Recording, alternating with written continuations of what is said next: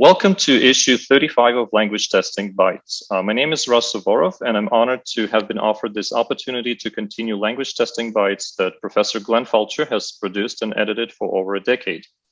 As you can see, starting from this issue, Language Testing Bytes will be produced in a new format as we are moving from audio podcasts to video podcasts, or also known as Vodcasts.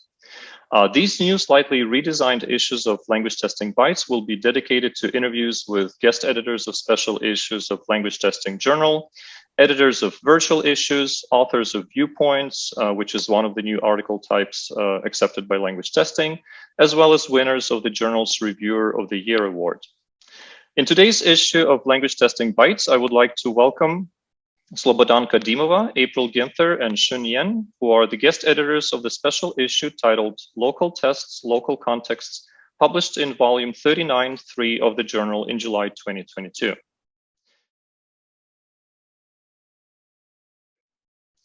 So let's start with a question about the topic of this special issue. How did you come up with this topic, and why is this topic important?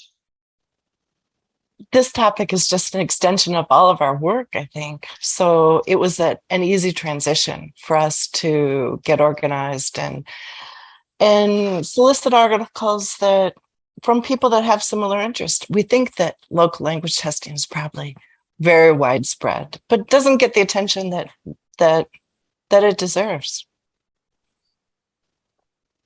And a few years ago, we worked on a monograph related to local language testing, design, development, implementation. And the monograph was directed to those who want to embark on a test development project. And we thought that perhaps we could extend that discussion to in our field, to our colleagues and with researchers who are in the field, so that we could bring in more research-based and theory-oriented discussion as well. And also we noticed that among all the publications in language testing journals, there are a lot of papers and research published representing local context. And actually the majority of language testers live in the local context. And yet there hasn't been a lot of systematic discussions of local language testing. So that's kind of the starting point of our interest in this topic.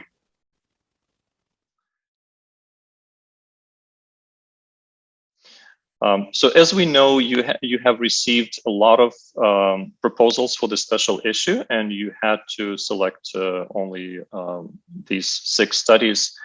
Can you tell us a little bit more about the number of proposals that you have received and the studies that you have selected?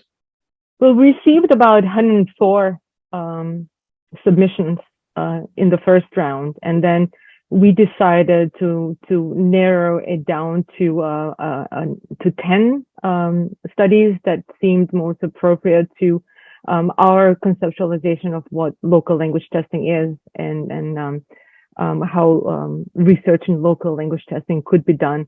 And then we narrowed them further down to 6 based on the submissions that we received in the meantime. And it wasn't an easy process, and it was quite difficult to actually decide which ones could be selected, because 6 out of 104 is a very small percentage. But what we tried to think about was a representation of different contexts across perhaps different continents. And we achieved it to a certain extent by including a study from South America, Colombia, several studies from China, and then from Europe, from Sweden, and then from North America. So we try to represent all these different contexts, see to what degree these contexts might be unique in their needs and how these needs are addressed. Well, one of the things I think we were looking at is that we didn't want to have tests in the special issue that were representations of big tests that had been placed in a local context, or if that was the standard. We wanted something that was not trying to be a big test, but trying to be a local test. And so in that way, we worked, one of the authors was working with heritage learners, and that's a very sort of narrow and constrained context. that's has special niche. And then in the Chinese context, researchers were responding to calls to localize or to make local versions that would reflect educational objectives on the part of the ministry. I think in that particular study, because there's this sort of centralized policy to push local universities to develop their in-house tests without providing a clear guidelines. So you see a great diversity in terms of how each university respond to that policy and generate their tests.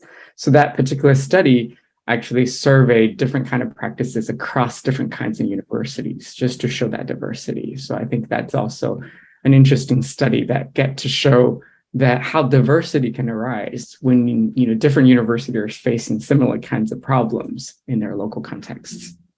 We also want to show how different local resources can influence the way language testing development and validation can be achieved, but also how different stakeholders or players can be involved in the process, and whether to what degree that's viable in a particular context. Like for example, the Erickson et al., their paper deals with national language tests in Sweden, and it particularly emphasizes how collaboration between different groups and at different levels happens in order to make this national test local and include the voices of these different stakeholders in some way. There's some aspect across all the tests that they're not trying to be transferable or generalizable to other contexts. They're trying to represent the values of a particular context. And you can argue that that's an advantage or a disadvantage, depending upon your aims, ultimately. That representation of local values is important. We do have opportunities and ways as language testers to do different things. We don't have to do things the same way. And I think of Slobodanka, and in my context with oral testing, where in one context it's really better to do like presentation format, and in my context it's much better to use a semi-direct format. Both of those are options and they work very well. And we couldn't switch them. The methodology, the administration that we use is really appropriate for the context that we have and our test takers too, the preferences that they have. But we can do it either way, and we can do it well either way. That's why across all the studies and all the articles that are included in a special issue, it was important for us that the authors include a section on the local context, the characteristics of the local context, because the only way we could understand the decisions they made and the analysis they did and the uses of their local tests was by understanding what the context is like and what kind of educational values and ideologies might exist in the local context.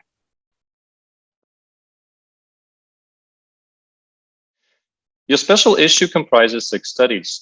Could you please provide a brief overview of these studies? For instance, can you talk about the problems or research questions that these studies explore? What are some key findings of these studies? What are some similarities or differences among them in terms of research designs or findings? And what are some implications of their findings? Well, perhaps we could start by saying what was common across all these articles. And what was common was that they dealt with studies that involved a lot of contextual variables, needs, constraints, resources. And then they discuss how these variables shape the design and implementation and the use of local tests, and how these are distinct and related to the local context. So all of them discuss test development as a collaborative process where different stakeholders or different local actors are involved in the process, and then how these local tests are associated with instructional programs in the local context in which they're used or aligned with them in some way, and then how they may serve different purposes in the local context. Maybe they were designed for one and then their use was extended, or they were designed with multiple purposes from the start. But at the same time, they all discuss that that there's evidence of technical quality control, and that these requirements are satisfactorily achieved. I think in terms of the writing of the paper, I think most of the papers have a particular section on the local context, detailing the specifics of challenges and issues that arise in the local context in terms of assessment. And the majority of the papers also discussed sort of the lessons that they learned through collaborating with different stakeholders in addressing the local language testing issues. Right. And I think that what happens is that the need for collaboration and cooperation is a function of the local context, simply because the resources are much more limited than in large scale contexts, certainly where you have more resources. The thing is that we often compare our tests and align with standardized tests, large scale tests that have high stakes. For the most part, I would say the work that people do, the technical work that people do in local context is just fine. What's more interesting for us is how the characteristics of the local context, like Slobodanka said, shape the process and require different working structures, and I don't know, considerations of labor are really important in the local context, and trying to distribute work fairly and also include the important stakeholders and players has real advantages in local context that accrue over time. That's one of the things too, is that these projects tend to be fairly long term. And if we look at the history of language testing or the history of any of the tests, we see that they change over time. They're not fixed entities, and their characteristics change. Certainly, we've seen that in response to the pandemic. Bo's paper actually deals with a very unique assessment context. So she was looking into sort of a creative solution to place heritage language learners versus the regular second language and foreign language learners in the Spanish language program at the University of Illinois. So because the university placed all kinds of constraints that doesn't allow her to use sort of the conventional assessment methods, so she had to create a set of multiple choice items that can actually place or separate these two groups of students. So she actually resort to diff analysis to actually identify items that show diff actually between these two groups. So it's just a very creative use of this method, whereas we typically would want items that do not show diff. But in her particular context, she intentionally looked for those items, and she did find a set of items that can effectively separate these two groups of students. So you can see, that relate back to what Slobodanka and April said, is that in a lot of the local contexts, what we're looking for is how these local assessment problems and the unique solutions can help create this assessment ecological system that can be maintained really well in the local context. And that's something that large-scale tests tend not have, because for large-scale tests, in order to serve a wide range of contexts, they have to keep their purpose very general. So it's very difficult to create items that will actually fit into the specific needs of the local context. Well, it might be possible to create them, but they don't want to, right? They're Right. writing Doesn't work standard. So that turns the whole diff thing on its head, right? Here you can say, okay, and that's something interesting about the local context. Say, we're going to use diff to our advantage to identify this group of students that we know need different kinds of instructional approaches. Yeah, that's really interesting. That was a great study. Those are all really interesting studies, and that's a great example of how the local context can influence your questions, and your methodologies become quite something else that gives you opportunities that you don't have in other contexts. Where you want to turn down diff, here she wants to turn it up. And it's nice that you can write to it. You say, okay, we create diff items by accident, that we consider it error, we want to get rid of them. No, and then we let them go, because we know that there's some uniqueness there, but we don't really want to go and try to figure it out, because that's not our purpose in a standardized context. But in a local context, you say, well, what is making this item work this way with these people? And that's an interesting explanation. It goes into language use, it goes into instruction, also background variables. So that opens up a whole new vistas. And most of the studies represented in these articles actually deal with continuing development of local language tests that are already existing. So they focus on a certain aspect of the test needs improvement, or they need to learn more about in order to improve it, and try to analyze it and focus on it. So the idea is that in local language testing, you have the opportunity to constantly go back and revise and improve it as you go along, and you identify further needs, or you identify certain specificities in the local context that need to be represented.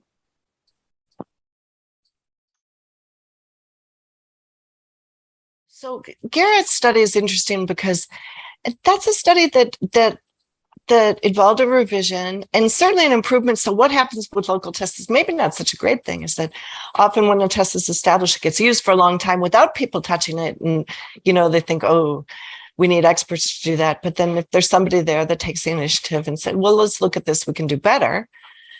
But that test, there was a revision, but it really didn't get carried on. But an important point he mentions in his paper is that although the test did not get implemented, language assessment literacy of the teachers involved in the process improved so much because they were involved along the way. And even though the test wasn't implemented, the language assessment literacy that the teachers gained could be beneficial in the future as well. So he's the one that mentions how involvement and collaboration with local stakeholders, teachers in his case, can help improve their language assessment literacy. And we always talk about assessment literacy. In particular, we talk a lot about the assessment literacy of language teachers, and the general impression is that language teachers are weak on assessment literacy and they need to get more training. But I think Janssen's paper is a good example that, if you want language teachers to develop assessment literacy, the best way is to involve them in test development. And during the collaborative process, we can also see testing specialists can also learn from teachers about assessment, about, how to design tests that work better for the local context. Particularly if you want to align the local language tests with a local language curriculum, because the teachers are the ones that are familiar with the goals and objectives of the local curriculum.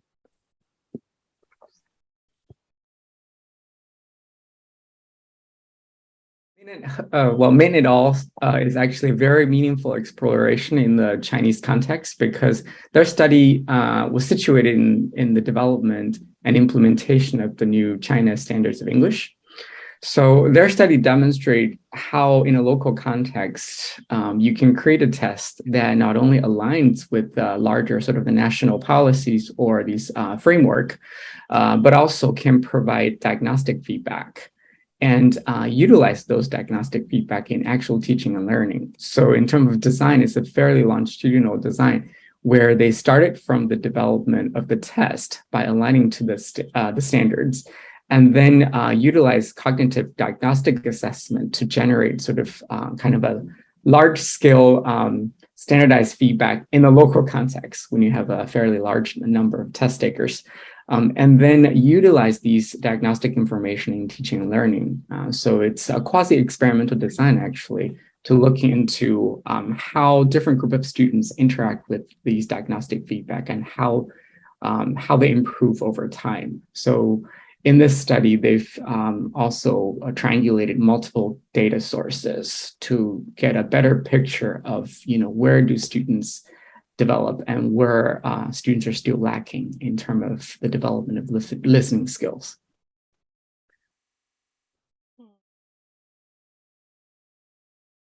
A Fine et al. Study is they surveyed different universities and looking into how in different local contexts, universities respond to the same sort of top-down national policy that requires each university to develop its in-house placement test. So in their study, they surveyed different kind of universities to look into the testing practices each university has, and in particular, why they adopt that kind of assessment practice.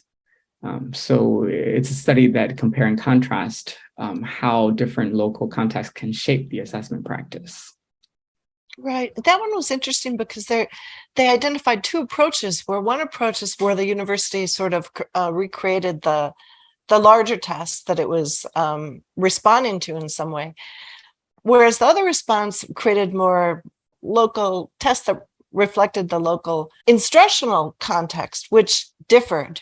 Because what happened was that the different instructional programs tend to focus on different things. So insofar as they could focus on speaking, which was something that students were interested in, they came up with tests that had different emphases and formats. So Erickson and her colleagues, one of the interesting conversations we've had in discussing that paper was the extent to which, how thoroughly can a large national test be considered local? But in that case, the test certainly represented values of the local context in terms of the collaboration of teachers, in terms of the development, and in terms of the content that ultimately makes it difficult to apply anywhere else, to administer anywhere else. That collaborative process is something that they built into their whole paradigm, to their whole program. And I find it quite fascinating because in my context in North America, I found that collaboration and that involvement and that intensity of reaching out to the instructional program from day one, really unusual, because that's not what I'm used to in America. I'm more familiar with the standardized version, where we want an objective test that can be generalizable and not specific. Well, I think that what we should probably say is that Erickson and her colleagues did not really present a particular study in their paper, but they discussed, or they provided an overview of the local context in Sweden and how the national assessment system is embedded in the local context. And this embeddedness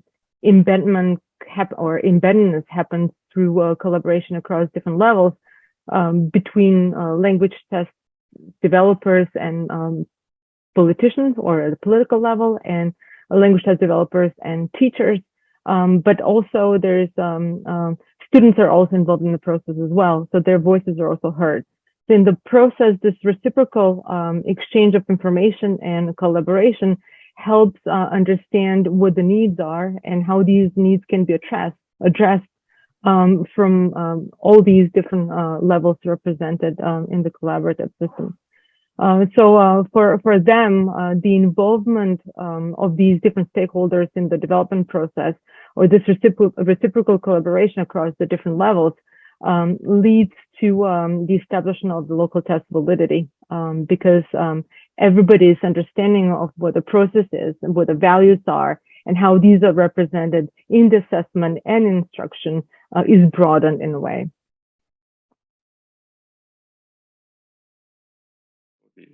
So Park and colleagues examined the development of local materials for listing items. And that was an interesting study because they were emphasizing the opportunities that arise from going into introductory courses and collecting materials, the sort of standard needs analysis approach that is always very attractive, because even if you think, oh, we've done a million needs analysis, well, doing one again in your own context always turns up some interesting things and involves other people. So their study looked at the development of these materials and discussed the problems or the complications that go along with having longer materials and having to extract content out of those. Their study was also concerned with stakes, because the stakes somehow are, they're high and low for the students in those contexts, depending upon the value of the subsequent instructional involvement that students may have. So they struggled a little bit with the idea of stakes, that stakes don't have to be important because they're high stakes. I mean, low stakes tests should be important too and have the same standards and have the same quality, right? But the stakes may be extended or distributed somehow for the student. I think that one important thing that I mentioned was that the inclusion of unscripted audiovisual text allowed them to align the assessment with instruction. So the assessment became more relevant for the instructional purposes later on.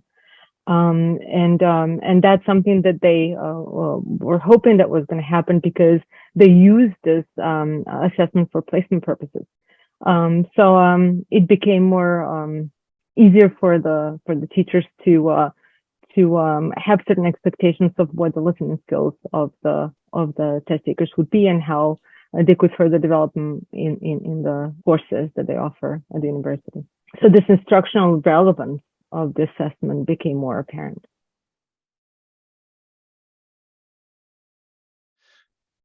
So what do you see as the major contribution of this special issue to the language testing journal and language testing community at large?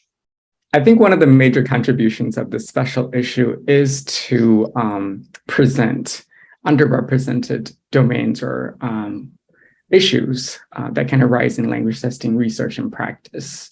As I mentioned earlier, the field has been influenced so much by some of these big tests, right? And it seems to create this impression that all language tests should look like one of these big tests. But when you look deeper into the local assessment context, oftentimes the resources you have available and the expertise that you have available doesn't make modeling these big tests the best solution to address the local assessment problems. So that's why we want to use this opportunity to illustrate the diversity and the creative use or development of language tasks to address local assessment problems. So I think that's the major contribution, is to really demonstrate what's out there that tend not to receive a lot of attention in terms of language testing research and practice. Park. So they wanted to use local materials and develop materials for listening tests based on local lectures and, introductory lectures at this university. And they said, but, because there's authentic materials, you've got this lag time, they're a little bit longer, they're harder to collect, you have to go get them.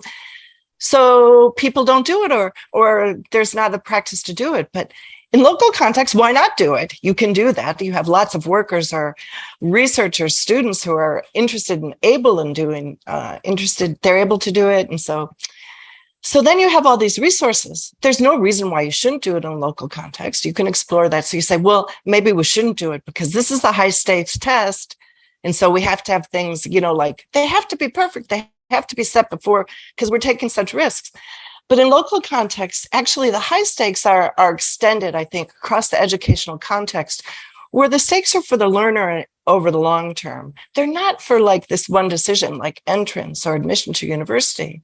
It's actually, for me, when I think of the students that I work with at the university, the stakes are far extended to after they graduate, what kind of opportunities they have. And so then those educational resources are really important.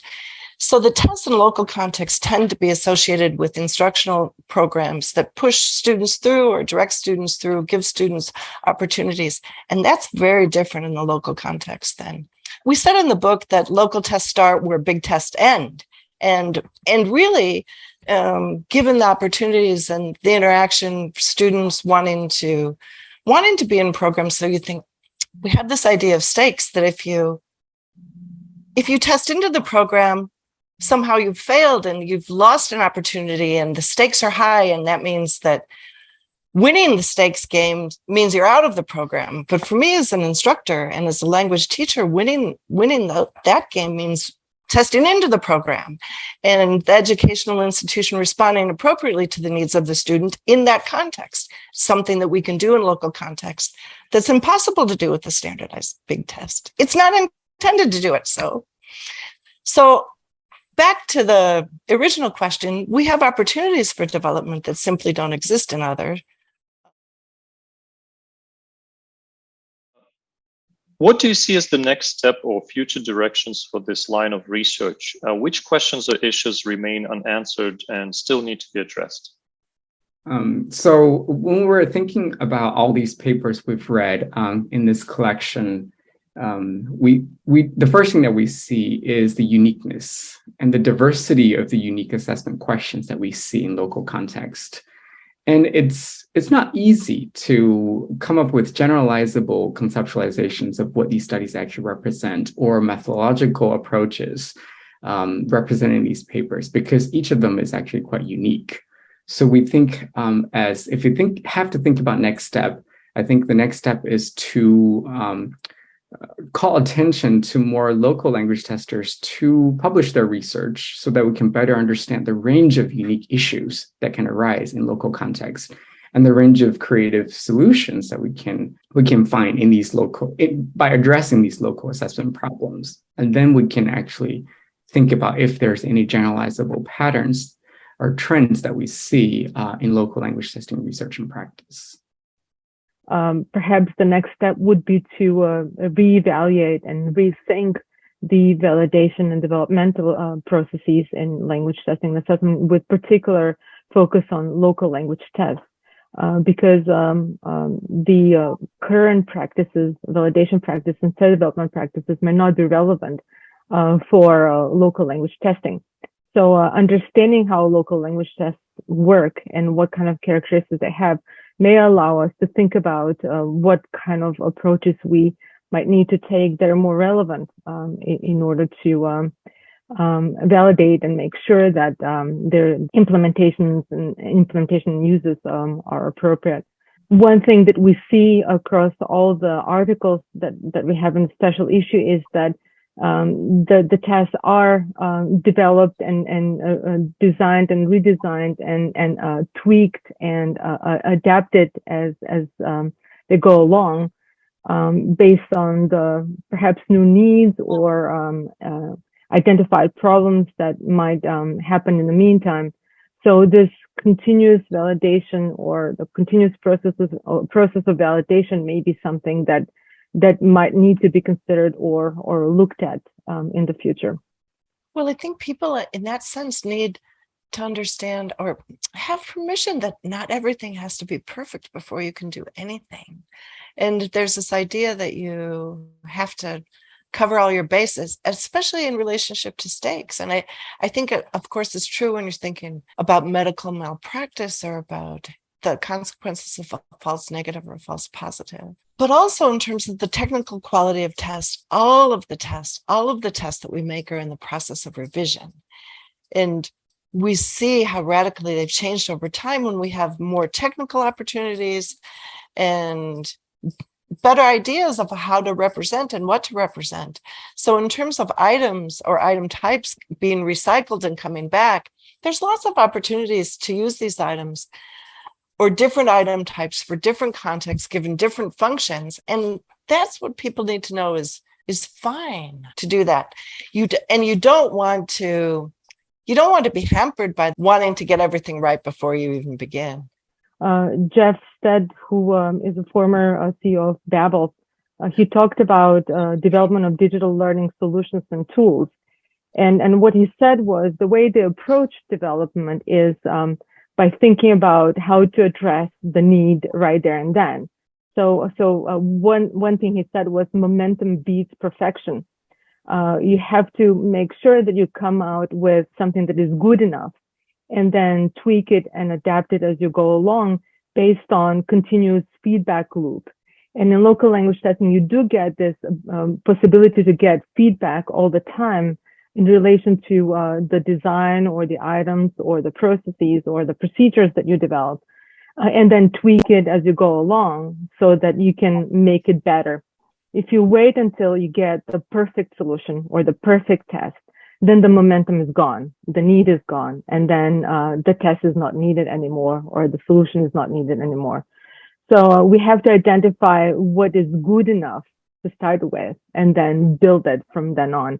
But this continuous building requires also continuous validation. So you build and validate as you go along until we get to the point when you are satisfied with what you've developed. But then a new need might occur, and then you might need to do something else. So it's a continuous process. It's a process. It's not something static. We shouldn't be focusing on reaching a particular goal and developing a particular product that is static, but we have to look at it as a dynamic process that is continuous. I think the same applies to the validation of local tests as well, and perhaps tests in general, is that the focus should be placed more on the process itself as you go along, right?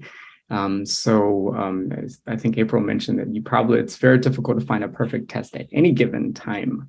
So when you look at the local context, you have the advantage of looking over time to the changes and the adaptations and revision you see across different stages, right? What that means for validation at each stage, what kind of purposes that each test is actually serving, and what kind of resources that are available at each stage are quite important. And it will tell us a lot more about local language testing than just focusing on the psychometric quality or the technical quality of the test itself.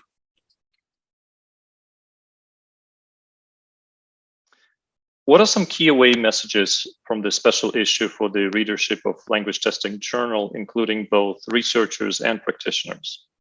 Well, one thing that local contexts are unique and they have unique needs.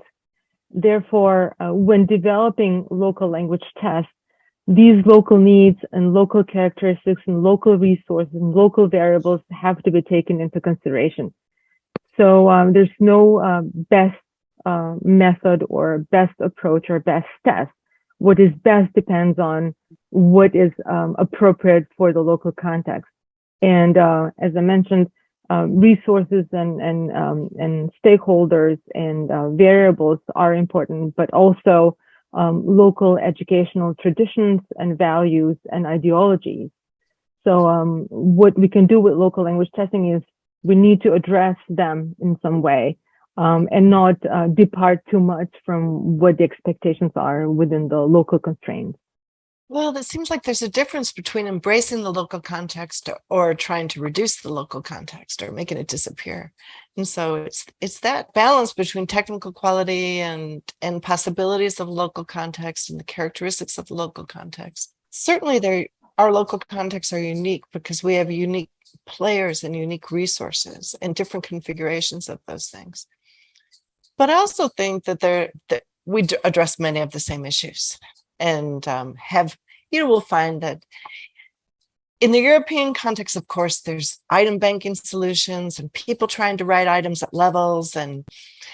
But I would say you could imagine a consortium of local tests in any broader educational context. People could bank and they could write and they could get together and think about how it works for them and why it didn't work for them and how it can be. How an item or an item type can be transformed and used more effectively. Yeah, and connecting to that, collaboration is another key point in local context, right? In many of the local contexts, it's not just the testers who actually can contribute to test development and use and validation.